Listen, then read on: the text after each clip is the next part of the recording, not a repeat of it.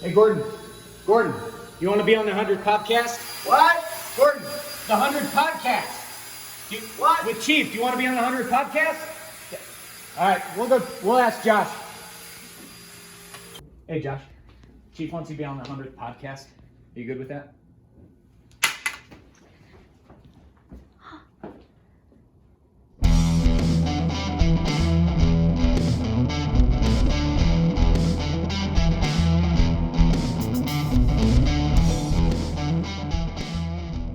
Hi, and welcome to the CAFMA Connect. I'm your host, Fire Chief Scott Freitag, and with me today is my good friend, Nacho Libra. Welcome. Definitely not. Well, I mean, that's Chief. how you were dressed Monday for Halloween. Well, that's true. Yeah. So, Assistant Chief Dave Tharp here from Admin, and we have some very specific things we want to talk about today. We're going to cover Prop 310 one more time. I know the election's next week. There's some information out there that is not accurate, and so our goal today is simply to correct the inaccurate information. Right. Yeah. I mean, I think that there's some misconceptions out there. Yeah. There are definitely some misconceptions and some misstatements. And one of the first ones is Prop 310 subsidizes fire districts at the expense of the rest of the state, and that's unfair. I would not use the term subsidizes. It does support fire districts across the state, services which are used by everyone in the state. Chief Tharp? No, I would agree with that statement as well. They absolutely do support this. If this proposition does pass, yes, taxpayers across the entire state of Arizona will support all fire districts across the state of Arizona. But as I have told many members of the community, you're already doing that right now. Whether or not you're aware of that, Not for fire districts. Not for fire districts, but for supporting fire departments in municipalities and fire department and government entities that you don't live within their jurisdictions through state shared revenues. You're doing that. You're helping to support jurisdictions maybe inside your own county that you don't even know about, that through the state shared revenues. And every time you register your vehicle, you're paying a portion of a part of that state shared revenue that gets divided amongst counties, cities, and towns, and for their services, of which you probably don't even live within their jurisdiction. So let me get this straight, Dave, just for clarity. Someone who lives in the city of Phoenix today and pays taxes, whether it's registering their car or some other form of tax in the city of Phoenix, actually does support the city of Prescott through state shared revenues, where these types of tax collections come together into one place. They go to the state, and then the state distributes those revenues to other jurisdictions, municipal governments, and counties across the state of Arizona. Is that correct? That's correct.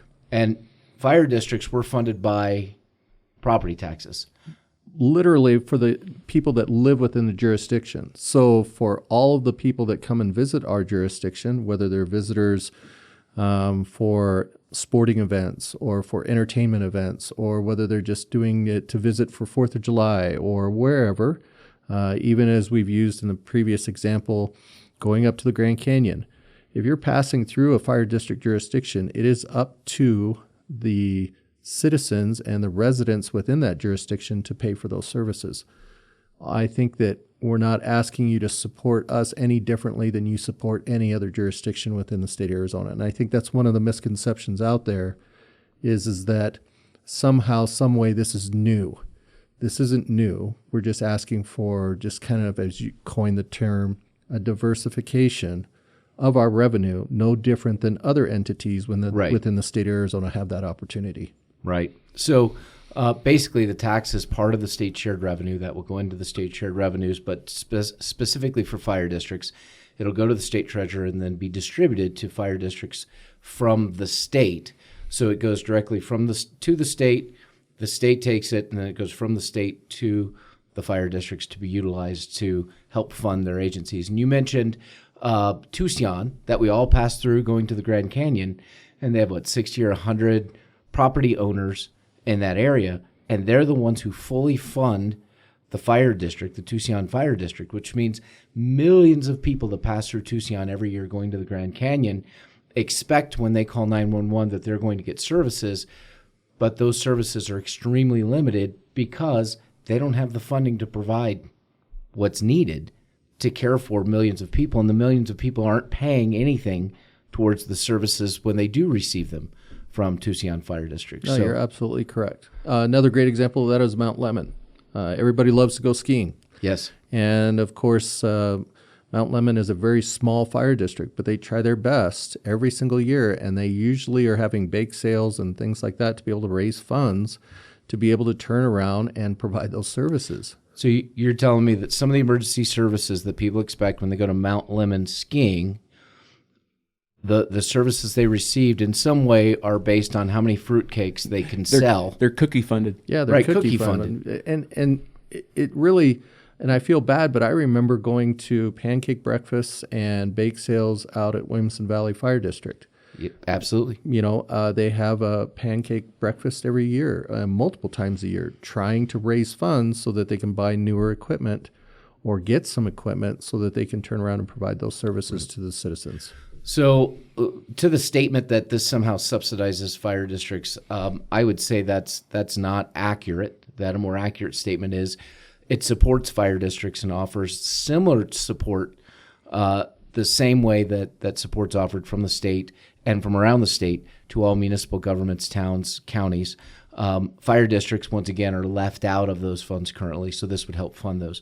So the other statement that's misleading is that Prop 310 is a bailout for fire districts that have irresponsibly spent taxpayer money. Would you like to tackle that one first? Yeah, I think that, again, a kind of a misconception. We have, no different than any other, unfortunately, we've had a history of some fire districts that have struggled financially. And again, part of that has to do with the fact that maybe there wasn't enough oversight. But I can tell you in the last 3 years, the legislature has put into place a lot of oversight laws for fire districts, specifically, and special districts in the whole. Sure. To be able to have more transparency on their financials and also give more authority to the oversight jurisdictions. And the oversight jurisdictions are like the Auditor General's office, the Attorney General's office, places like that, obviously, to be able to come in and say, hey, listen, we want to see what's going on within your jurisdiction. I think additionally with some of the measures, especially from government accounting standards, that there are a lot more disclosures and a lot more reporting that we have to do that we've never had before. And I would venture to say that having an independent audit done every single year, any citizen can get access to that. Which is a requirement. It is a requirement. Under state law. Yep, that we provide that, and any citizen can have access to that so that they can look at and see what our financials are like.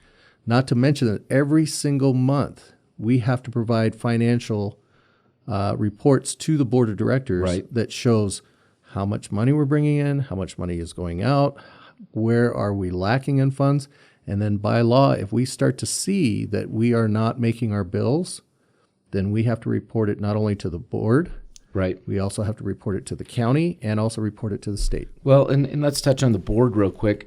Fire districts are governed by board members who are elected at large from the communities that the fire district serves. So fire districts are, in fact, run by elected officials, no different than a city or town. When we look at a bailout, and the people that are saying some of these things are actually some of the folks who are responsible for Prop 117 that moved.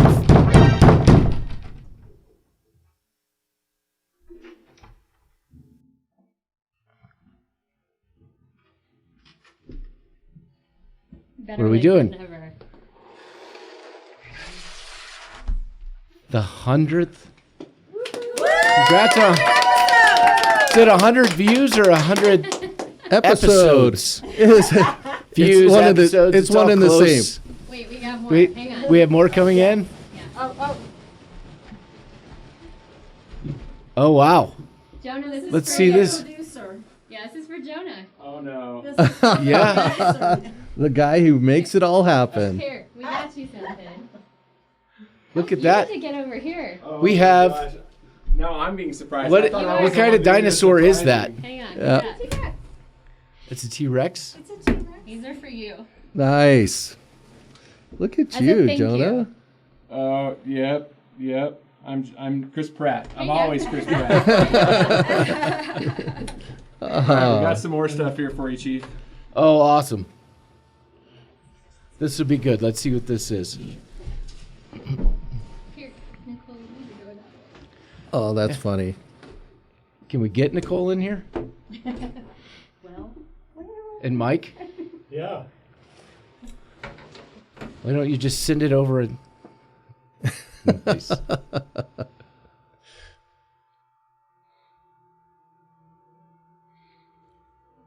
Chief Freitag, congratulations on your 100th episode of your CAFMA Connect. It's amazing to think that you have 100 episodes of a podcast, and I'm struggling just to put together a 15-second video for you to congratulate you. But anyways, congratulations, and I wish you the best on the next 100 episodes.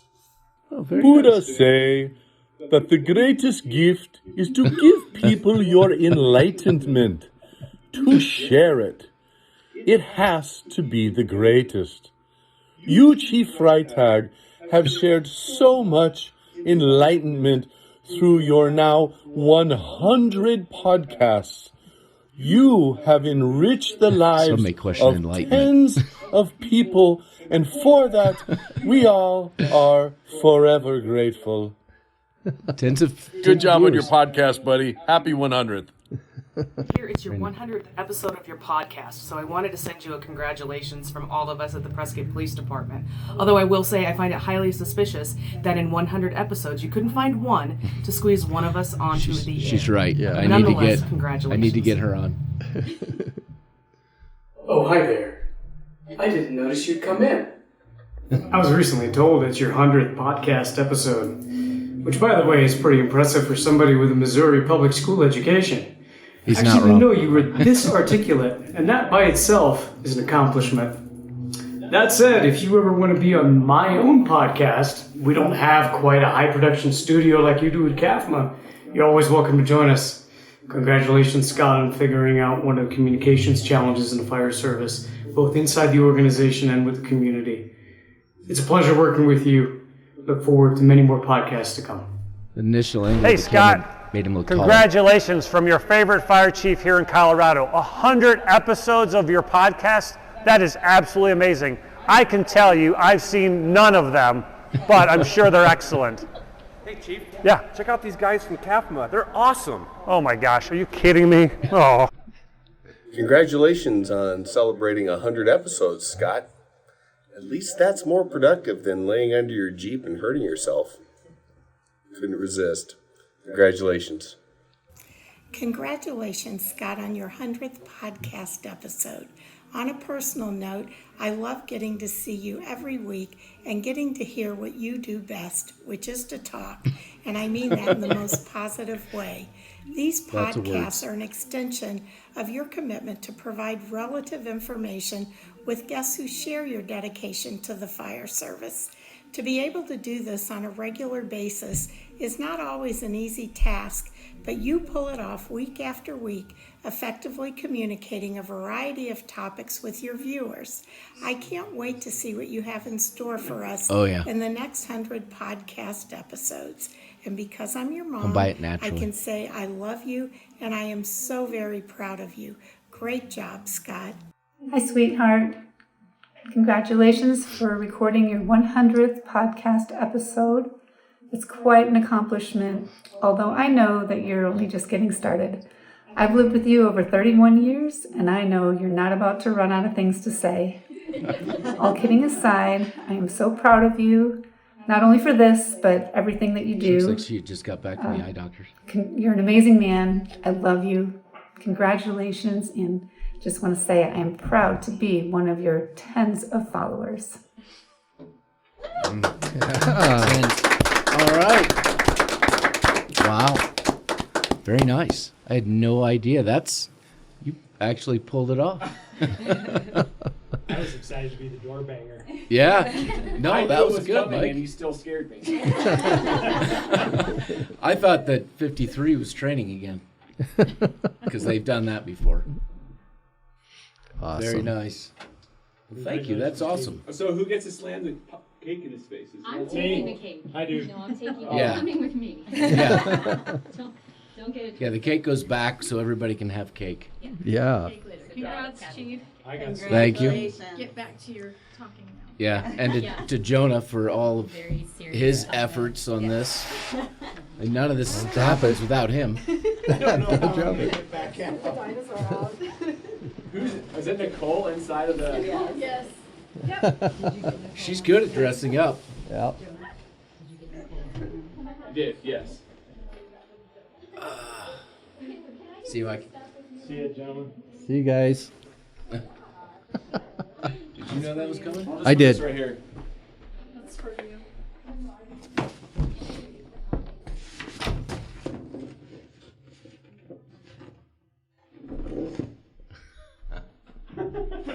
Now, how do we go back to this again?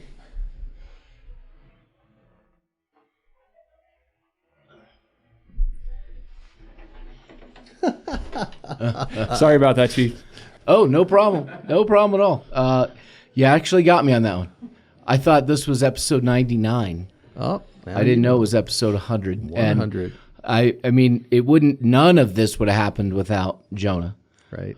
Putting this together and being here every week. So it's really a team effort, and then we tag other people and drag them in to talk. But hey, you got to meet my mom a little bit and see that I come by my words naturally. Right. Lots of words. Yes. So Jonah, great job on all of this setup. I know we just had another agency come up and take a look at how you've organized and designed the studio and all the equipment, and I think it says a lot about the work that you've done. Yeah, I appreciate that. I also like this whole thing with doing something for the 100th episode was Kathy's idea. So she was really driving it. We talked about all sorts of stuff. We wanted Prescott Valley PD to come bang on the door, but they were too busy. Yeah, well, they had calls. We talked about trying to record make like a CAFMA Connect The Office episode, but it was just too much work. Right. Oh, this worked out well. I'm really surprised by all of it. Yeah. That's pretty cool that everybody took part. And, Brian Jeffries with the enlightenment and enrichment, I think those may be strong words about what we've done. A bit of a stretch is what you're saying? That could be a stretch. I mean, we've informed some people. I'm not sure we've enriched their lives in any way, but we try to communicate best we can. You bet. So we were talking about Prop 310, serious topic. We're going to try to go back to that. We were talking about bailout of fire districts, and I believe the point I was making was that a lot of the folks who are making the statements we're talking about today are those who helped push Prop 117, which moved fire districts from full cash value to the limited cash value of homes during the depth of the recession. So we actually lost 50 to 60% of our net assessed valuation and our revenues. And we had economists look at this, economists for the state of Arizona, conservative economists, and they said it'll take 20, 25 years to recover back to 2008 numbers. So the reality is fire districts didn't create the funding issues that we see today. Yeah, I would agree with that. I think that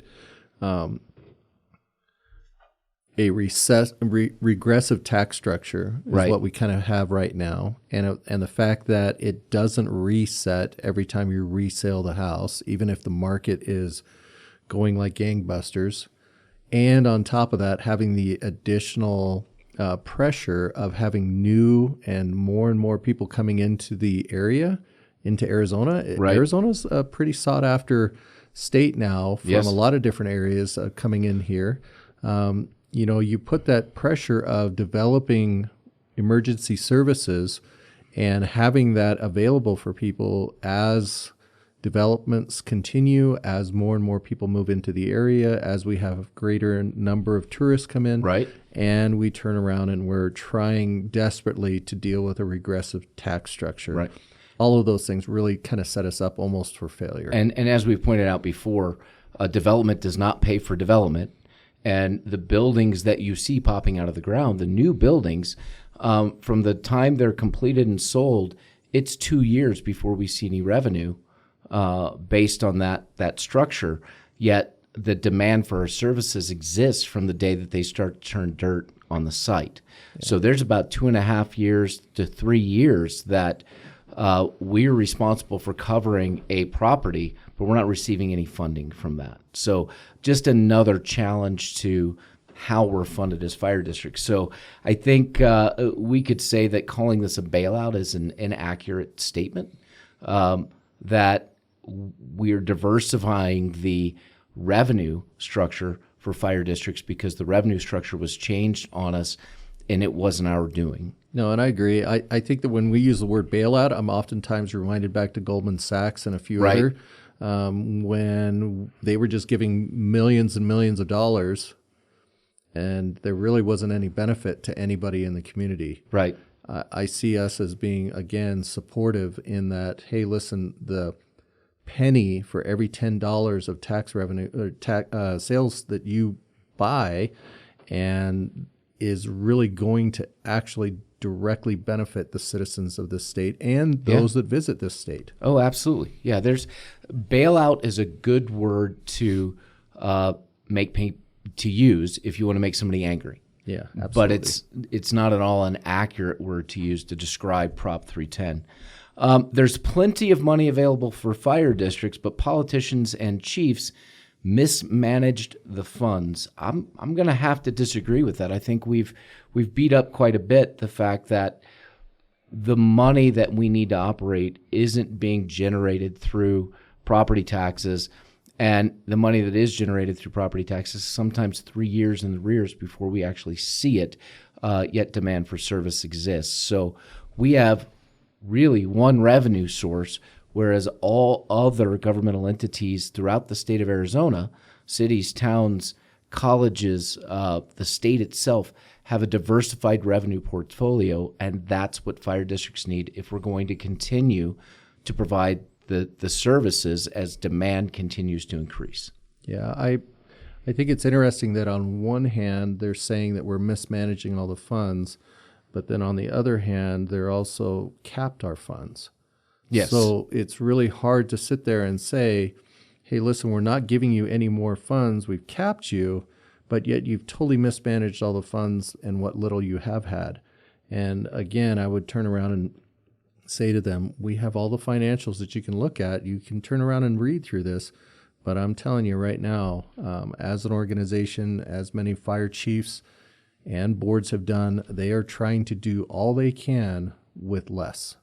Absolutely. And it seems to be that is the biggest thing that you're going to see more and more with fire districts is how much less can we get away with? Mm-hmm. Well, let's look at it from a business perspective. How many private businesses can do more with less every year? Yeah. They can't. There has to be an increase in the revenue. There has to be a change in the product, especially as demand for the product increases. They have to invest more money to be able to provide and meet the demand for those services, whatever that is, or products. And if they're limited and they can't diversify those revenue portfolios, then they start running into problems. So I would completely disagree with the statement that somehow fire chiefs and elected officials have mismanaged the funds. I think if elected officials are mismanaging funds, then there should be an uprising in the community to remove said elected officials because all of our financials are public documents. Right. Everything we have is public. It's transparent. People can see it. It's just a malicious statement is what this is. So the next one, Prop 310 does nothing to improve accountability or transparency. The intent of Prop 310 is to increase funding so we can provide services. There are other laws, as you mentioned earlier, that have been passed in recent years, and the sole purpose of those laws, some of the reporting that we do to the county and to the state, the sole purpose is to create improved accountability and transparency. Yeah, I would agree. I mean, we're held to the same standard as cities and towns are. We still, I will tell you, private business don't have to provide a public reconciliation every single month and post that reconciliation of their cash flows their income statements, their general ledger, all of their transactions, including their payables and receivables, and turn around and show the balance sheet on every single transaction that they do. Right. But fire districts, cities and towns, governmental entities within the state of Arizona do. So I think that when you say that it's not transparent, then I'm going to turn around and say, well, then are you saying that the city and the towns aren't transparent? Are you saying the state of Arizona isn't being transparent because we follow the exact same rules and guidelines that they do? Absolutely. So one more. The tax revenue is not going to the front lines. The money will go to administrators, not where it's needed. So they're saying, Chief Tharp, that as administrators, that we are, that all of this money that's coming in is simply going into our pockets in some way, which would violate multiple laws in the state of Arizona. Again, given the transparency and accountability and laws passed by the state already, it would be extremely difficult for administrators to pocket this money. The fact of the matter is the money will be collected by the state. It will go to the state treasurer. It will come back to the districts individually based on the formulary, and then elected officials and administrators will determine within their budget where those monies are best spent. And a majority of that is going to equipment. It's going to staffing. It's going to infrastructure. Now, can you say that? And can I give you something hard and fast that this is exactly where the money's going? No, every entity is different where the money is needed, right? For us, we know we need additional personnel. We know we need additional equipment. We know we need additional infrastructure. Those are the areas that we are going to recommend to our board that those monies are invested, and putting away monies for future capital expenses. But the reality is the monies that come in from this, you and I don't get to just randomly decide where the money goes. The money comes in, it goes into our general revenue, and that general revenue is managed really by our board of directors because they set the budget, they tell us how much we can spend, they approve expenditures, and they direct where those monies go. We can recommend, but the elected officials make the final decision. Yeah, and I think that a lot of organizations, and maybe the public doesn't truly understand how much some of these organizations are struggling. Mm-hmm. Out of 154 fire districts in the state of Arizona, probably 80 to 90% of them are less than a station. Right. And so when you're talking about organizations like ours that has 10 full-time stations, 11 if you count our 40-hour engine, we're kind of the anomaly. Yes. And the majority of them are small, very small fire districts with one station, maybe a handful of paid employees that are struggling just to pay for workers' comp. They're struggling to be able to turn around and make their bills. They're struggling to be able to upkeep on their buildings. They're struggling for having up-to-date apparatus or breathing equipment. Right. And they're looking, oftentimes we end up with our organization donating our equipment to them because, hey, listen, our stuff is newer than even theirs is. And, right. and our stuff is 20 years old. Yeah, and that's the stuff that we're putting out and getting ready to surplus. Right. Because it's outlived its usefulness in many cases, but it's better than what they have. You know, to give them an engine from 1998 or 2000, which is, it seems weird to say it because I say 98 or 2000. I'm thinking, well, that was just yesterday, but that was like 24, 22 years ago. I mean, almost 23 years ago in 2000. So that equipment has been used pretty hard, but they're running stuff from the 1980s. Yes. And I think that that's where a lot of people don't understand that, yes, they're still going to try to respond and they're still going to make it work. And they'll still use baling wire and whatever else that they need to do to be able to make it work. But wouldn't it be nice to be able to call 911 and know that you're going to get a complement of personnel that are highly trained, a newer piece of equipment that that you're not going to have to worry if it will arrive, and then to turn around and be able to have those personnel be trained and be able to be equipped to be able to deal with whatever emergency is there. Well, and you mentioned training. I think that's vitally important when we look at a lot of the small agencies around the state. We talked about Tucson Fire just outside the Grand Canyon. The training they get is typically at fire school in September. So their training in a lot of these smaller entities around the state who are going to directly benefit from Prop 310 is limited to once a year, maybe. So not only do you have the expectation when you travel the state that if you get into a crash or have a medical emergency that somebody's going to respond, you expect that those responders are going to be well-trained and well-equipped. And the reality is many are not. I mean, it's not that they're not trying. It's that the funding doesn't exist for them to accomplish the mission. And so I personally, to say that the tax revenue is not going to the front lines where it's needed, that it's going to administrators, is, again, it's a malicious statement. It's something to get people fired up and make them angry, but it's not accurate in any way. And we're not asking people to vote one way or the other on this proposition. All we're doing here today, in the end, is saying, hey, here's some statements that are out there about this, and we are debunking some of the rhetoric that's being used to say that fire districts are irresponsible, overfunded, and that people across the state should not, quote-unquote, subsidize, when in reality, all we're asking for is some of the same support that every other entity in the state receives except us. And let's remember, this is kind of the same way it went with the federal government with COVID funds. Everyone got money except fire districts.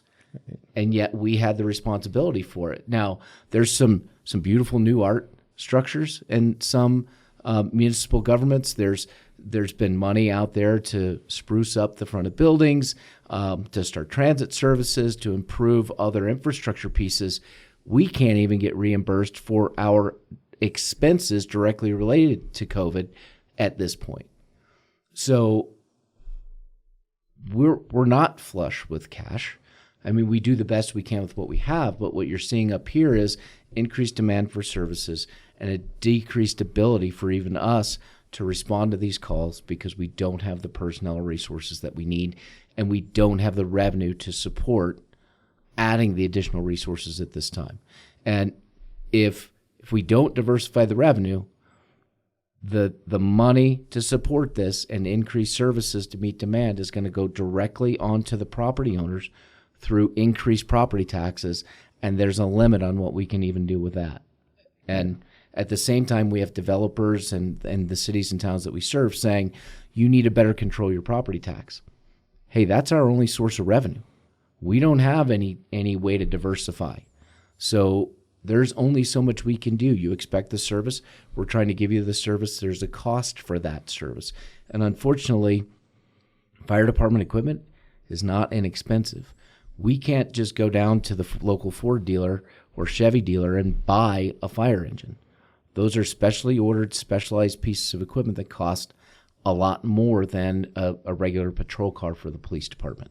Patrol car for the police department in today's dollars, probably $50,000, $60,000. One Type 1 engine that you see running around the community, $800,000, $850,000. There's a difference. And somehow we have to pay for these things. The question for the public that's being posed on November 8th is, do you want to fund this solely through your property taxes, or do you want to see a diversified revenue opportunity where everybody pays in to help support the fire districts that support the entire state of Arizona? That's the question. How do you want that done? Because you're going to pay one way or the other. How do you want it? How do you want to pay it? No, and I agree wholeheartedly, Chief. I think I was here during 2008 and during the Great Recession in this area, and there were a lot of very angry people because we kept having to raise their property taxes to be able to maintain a minimal service level at that time. It wasn't that we were growing. It wasn't that we were trying to do, expand the organization or anything. We were just trying to just keep fire trucks rolling through their communities and being able to respond. And people were very, very upset that we were still having to increase property taxes because of the valuation of the property decreased so bad. Right.